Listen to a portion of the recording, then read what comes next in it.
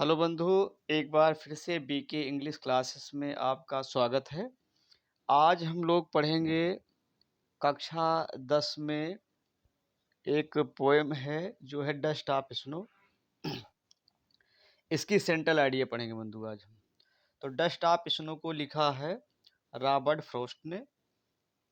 और तो चलिए हम लोग जो है इसकी सेंट्रल आइडिया पढ़ते हैं। Central idea: the poem expresses the significance of small things. The poem जो कविता है एक्सप्रेसेस वो अभिव्यक्त करती है the significance of small things, छोटी वस्तुओं के महत्व को लेकर के।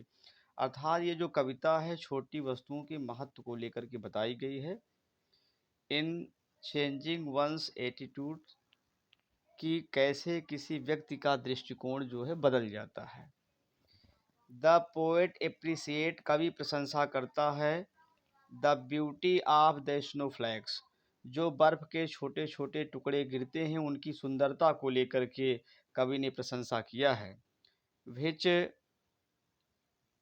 कैन चेंज हिज मूड, तो which can change his mood, और जिससे जो है कवि के विचार जो है परिवर्तित हो जाते हैं। विच चेंज हिज मूड, जिससे कवि के विचार परिवर्तित हो जाते हैं।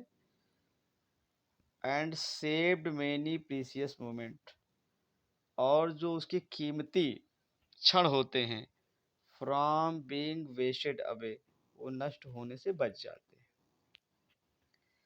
द क्रो, जो कौवा होता है, सेक्स ऑफ, वो पेड़ जो हेमलॉक का पेड़ होता है उस पर बैठ कर के उसको थोड़ा सा झकझोरता है अर्थात हिलाता है, और उसमें से जो है स्नो डस्ट, जो बर्फ के कण हैं, फ्रॉम द हेमलॉक ट्री, वो उस हेमलॉक के पेड़ से गिर पड़ते हैं। अर्थात जो है उस हेमलॉक के पेड़ से वो बर्फ के टुकड़े गिर पड़ते हैं। तो हेमलॉक का मतलब बंधु होता है जो है ये धतूरे का पेड़।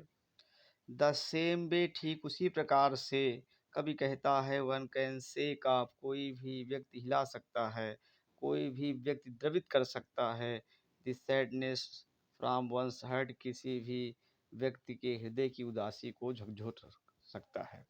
तो बंधु एक बार फिर से पढ़ते हैं। The poem expresses the significance of small things in changing one's attitude, कविता ये वर्णित करती है, कविता ये बताती है the significance of small things, छोटी वस्तुओं के महत्व को लेकर के। इन चेंजिंग वंस एटीट्यूड, कैसे किसी व्यक्ति का जो दृष्टिकोण है वो बदल जाता है। द पोएट एप्रिसिएट्स, कवि प्रशंसा करता है द ब्यूटी ऑफ द स्नोफ्लैक्स, बर्फ के छोटे छोटे टुकड़ों की सुंदरता को लेकर के। भी चेंज हिज मूड, जो उसके विचारों को परिवर्तित कर देती है। And saved many precious moment, और उसके जो कीमती क्षण हैं उसको बचाती है। फ्रॉम बीइंग वेस्टेड अवे, ताकि उसके जो कीमती क्षण हैं कहीं नष्ट न हो जाएं। द क्रो, ठीक उसी प्रकार से जो कौवा होता है, sex of the snow dust, वो बर्फ के टुकड़ों को हिला करके गिरा देता है। From the hemlock tree, hemlock के पेड़ से, अर्थात धतूरे के पेड़ से।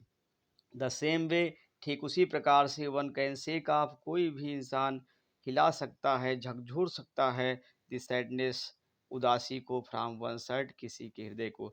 तो बंधु ये जो सेंट्रल आइडिया है, ये जो सेंट्रल आइडिया है बंधु, वो कक्षा 10 में जो है वर्णित है, और इसको हम बेहतरीन तरीके से पढ़ते हैं बंधु और फिर रटते हैं। तो ये हमारी क्लास कैसी लगी बंधु? आप हमारे चैनल को लाइक करिए, सब्सक्राइब करिए। फिर मिलते हैं बंधु जो है हम एक नई क्लास के साथ। तब तक के लिए धन्यवाद।